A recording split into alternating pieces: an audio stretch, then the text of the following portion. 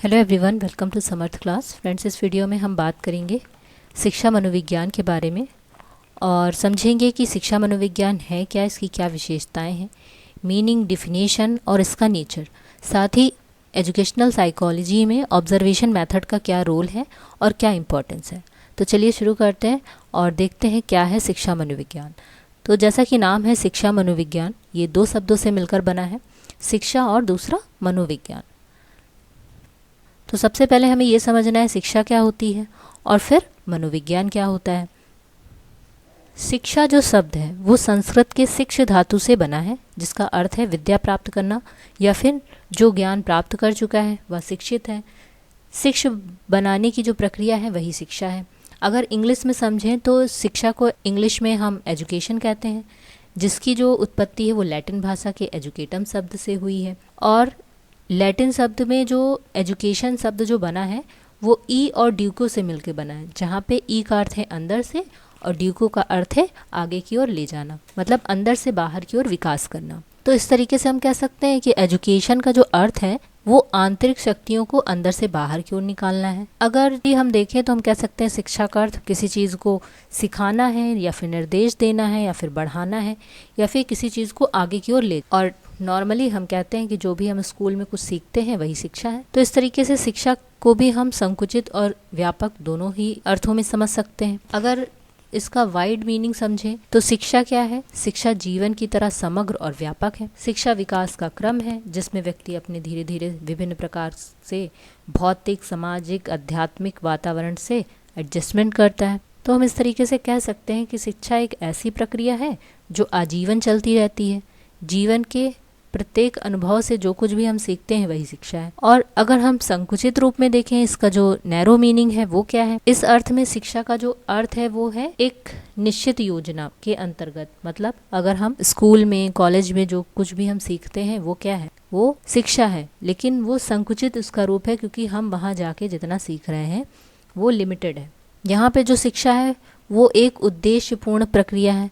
इसमें सीखने वाला है, सिखाने वाला है और कुछ अपेक्षित लक्ष्य भी हैं। और ये जो एजुकेशन है वो एक डेफिनेट टाइम के लिए होती है, एक निश्चित काल के लिए होती है, जिसमें कुछ पाठ्यक्रम होती है, कुछ प्रणालियाँ होती हैं, साथ ही एग्ज़ाम वगैरह भी होते हैं। और उस टाइम पीरियड के अंतर्गत और उतने ही टाइम पीरियड में निश्चित ज्ञान दिया जाता है। इसमें स्टूडेंट की जो बिहेवियर है उसमें चेंज करने का प्रयास किया जाता है। इसके अलावा अगर हम डिफिनेशन की बात करें तो ब्राउन के अनुसार शिक्षा वह प्रक्रिया है जिसके द्वारा व्यक्ति के व्यवहार में परिवर्तन किया जाता है। रविंद्रनाथ टैगोर के अनुसार शिक्षा का तात्पर्य मस्तिष्क को इस योग्य बनाना कि वह निरंतर सत्य को पहचान सके, उसके साथ एक रूप हो सके और उसे अभिव्यक्त कर सके।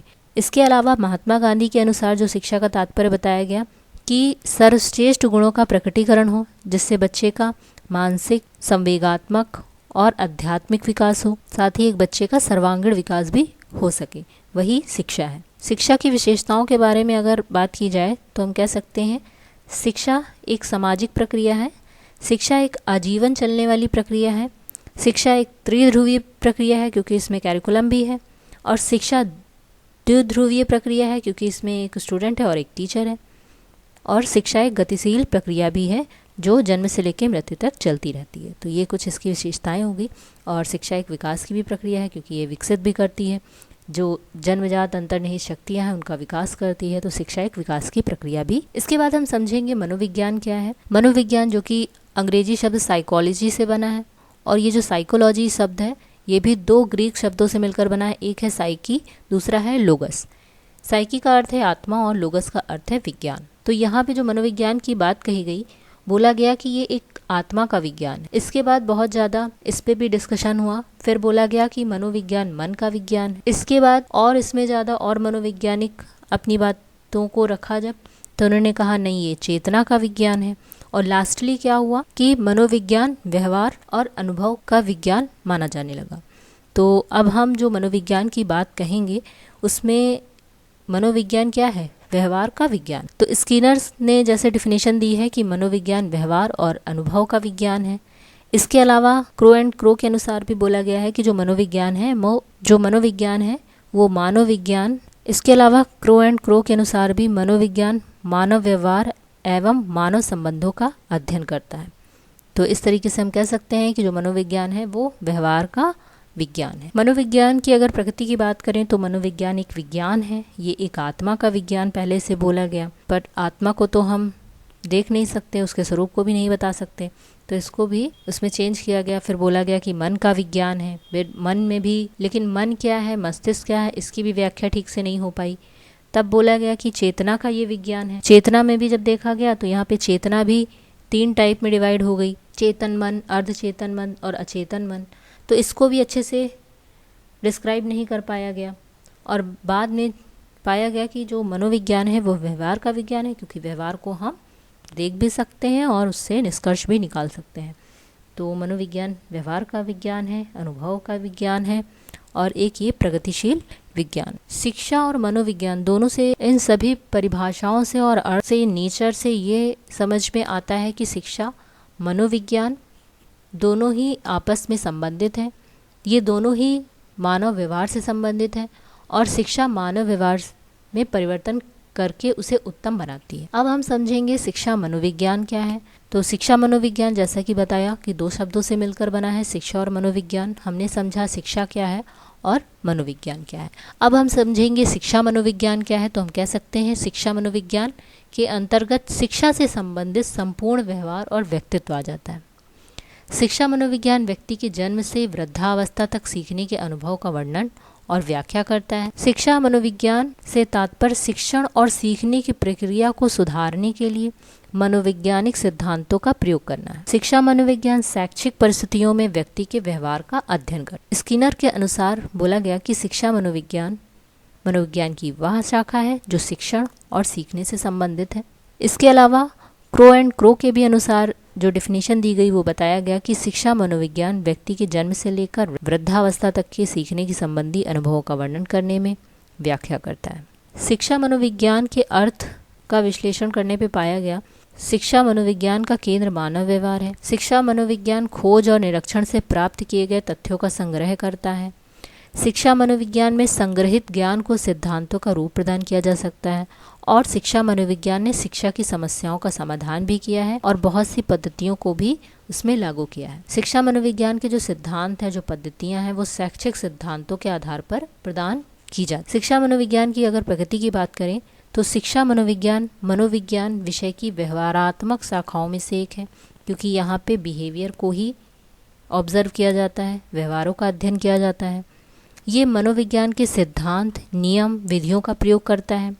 विद्यार्थियों के अनुभवों और व्यवहार का अध्ययन करने में भी सहायक। शिक्षा मनोविज्ञान शिक्षा क्यों है, शिक्षा क्या है जैसे प्रश्नों का उत्तर देती है और इससे संबंधित जो समस्याएं हैं उसका भी समाधान करती है। ये विद्यार्थियों को संतोषजनक ढंग से उचित शिक्षा देने के लिए उचित जानकारी, कौशल, परामर्श देने का भी प्रयत्न करती है। इसके अलावा अगर शिक्षा मनोविज्ञान के क्षेत्र की बात करें तो शिक्षा मनोविज्ञान मानव विकास का अध्ययन करता है, अधिगम का अध्ययन करता है। ये अधिगम से भी संबंधित है कि किस तरीके से लर्निंग हो रही है, लर्निंग की जो क्रियाएं हैं उसमें कौन कौन से सिद्धांत हैं, कैसे घटक हैं और आदतें लिए गई हैं, ये सब भी इसका अध्ययन करती हैं। ये व्यक्तित्व और समायोजन से भी संबंधित है।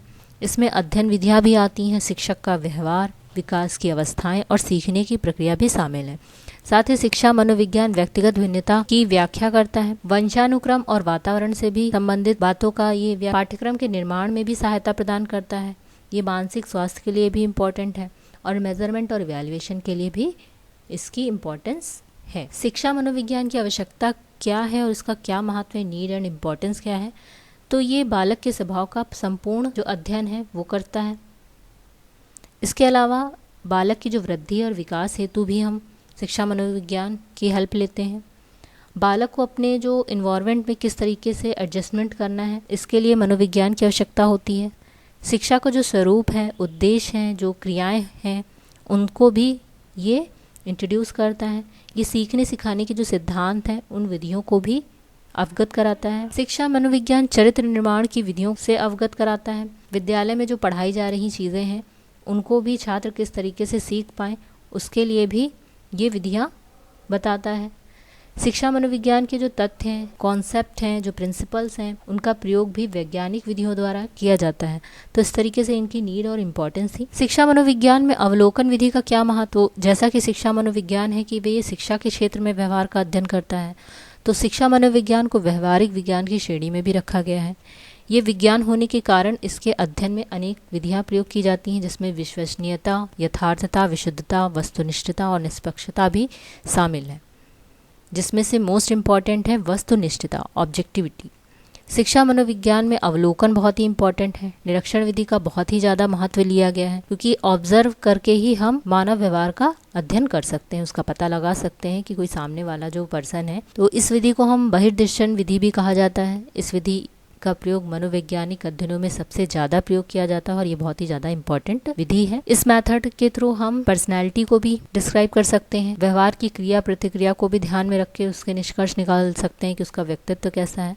अवलोकन विधि की कुछ सीमाएं होती हैं, जैसे कि इस विधि की सबसे बड़ी सीमा यह है कि जो ऑब्जर्वर है वो व्याख्या करते समय उसकी कुछ पूर्व धारणाएं होती हैं, उनको भी उसमें जोड़ देता है। तो जो निष्कर्ष होते हैं वो आत्मनिष्ठ हो जाते हैं, तो सही डिसीजन जो होना चाहिए वो नहीं हो पाता। उसके अलावा जो ऑब्जर्वर है, जो अवलोकन करता है, वो व्यवहार का अवलोकन करते समय कुछ त्रुटियां भी उसके परिणाम में आ जाती हैं, जो कि इस परिणाम में अविश्वसनीय हो जाती है। शिक्षा मनोविज्ञान में अवलोकन की उपयोगिता क्या है? ये बालकों का उचित दिशाओं में विकास कर सकती है, जैसे क्लासरूम में, प्लेग्राउंड में बच्चे जो सामान्य व्यवहार करते हैं, सामाजिक संबंध है, जन्मजात गुणों का निरीक्षण करके उनका उचित मार्गदर्शन किया जा सकता है। शिक्षा के उद्देश्यों, पाठ्यक्रम आदि के परिवर्तन में विद्यालय में जो शिक्षक हैं, निरीक्षक हैं, प्रशासक हैं, इनकी जो डिमांड्स हैं अकॉर्डिंग टू सोसाइटी, उनको भी ये मार्गदर्शन करता है।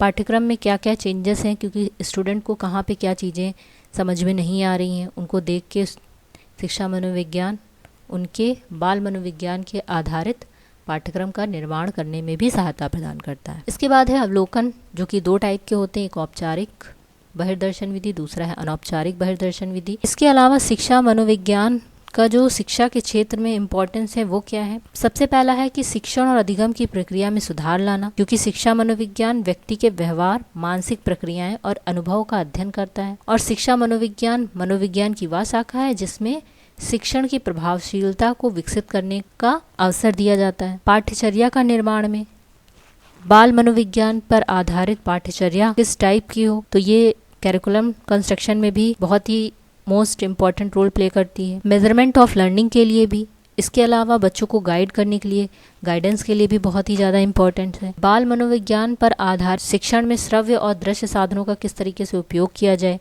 इसके लिए भी शिक्षा मनोविज्ञान की बहुत ही ज़्यादा उपयोगिता है और महत्व है। शिक्षा मनोविज्ञान टीचिंग में भी बहुत ही हेल्पफुल है, क्योंकि अगर शिक्षा मनोविज्ञान की नॉलेज एक टीचर को होगी तो उसकी जो टीचिंग होगी वो इफ़ेक्टिव होगी, क्योंकि उसे पता है कि स्टूडेंट का बिहेवियर क्यों इतना चेंज है और कहाँ पे वो अपने बिहेवियर में चेंज कर सकता है ताकि टीचिंग लर्निंग प्रोसेस इफेक्टिव हो। डिसिप्लिन मेंटेन करने में भी उसको काफ़ी ज़्यादा हेल्प होगी, क्योंकि शिक्षा मनोविज्ञान के अंतर्गत हम शैशवावस्था से लेके हम किशोरावस्था तक सभी डिटेल में पढ़ते हैं कि किस एज में क्या बच्चे की सोच होती है, उसकी क्या आवश्यकताएं होती हैं, क्या उसकी रुचि होती है। तो ये सब चीज़ों की जानकारी अगर एक शिक्षक को होगी तो उसकी जो टीचिंग होगी वो भी इफ़ेक्टिव होगी, क्योंकि वो उसके अकॉर्डिंग उसमें चेंज कर सकता है। और जो विशिष्ट बालक हैं उनकी भी पहचान करने में भी शिक्षा मनोविज्ञान मददगार है, क्योंकि टीचर्स को पता होगा कि कौन सा बच्चा विशिष्ट आवश्यकता वाला बच्चा है, कौन सा सृजनशील बच्चा है, और उसके अकॉर्डिंग किस तरह से उसे शिक्षा दी जाए, कौन कौन सी एक्टिविटी क्लासरूम में कराई जाए ताकि टीचिंग लर्निंग प्रोसेस इफ़ेक्टिव हो और सभी बच्चों को समान अवसर मिले शिक्षा से संबंधित। और व्यक्तिगत भिन्नता जो मोस्ट इम्पॉर्टेंट है कि हर बच्चा एक जैसा नहीं होता, तो व्यक्तिगत भिन्नता क्या होती है, शिक्षा मनोविज्ञान उसकी भी व्याख्या करता है और उसकी मदद से एक टीचर अपने क्लासरूम में ज़्यादा इफ़ेक्टिव टीचिंग कर सकता है। ये मोटिवेशन के लिए भी इम्पॉर्टेंट है, क्योंकि शिक्षा मनोविज्ञान में बताया गया है कि शिक्षण अधिगम प्रक्रिया में अभिप्रेरणा का बहुत ही ज़्यादा इम्पॉर्टेंट रोल है। अगर टीचर स्टूडेंट को मोटिवेट करते रहेंगे तो उनके व्यवहार में जो वो परिवर्तन चाहते हैं वो उन्हें देखने को मिलेगा। तो आई होप आपको समझ में आया होगा शिक्षा मनोविज्ञान है क्या, किस तरीके से ये शिक्षा से संबंधित है, क्या इसकी नीड्स हैं, क्या इम्पोर्टेंस है और शिक्षा में क्या इसका रोल है। तो वीडियो पसंद आए तो लाइक शेयर, चैनल को सब्सक्राइब कर लीजिएगा। मिलते हैं नेक्स्ट वीडियो में। Thanks for watching.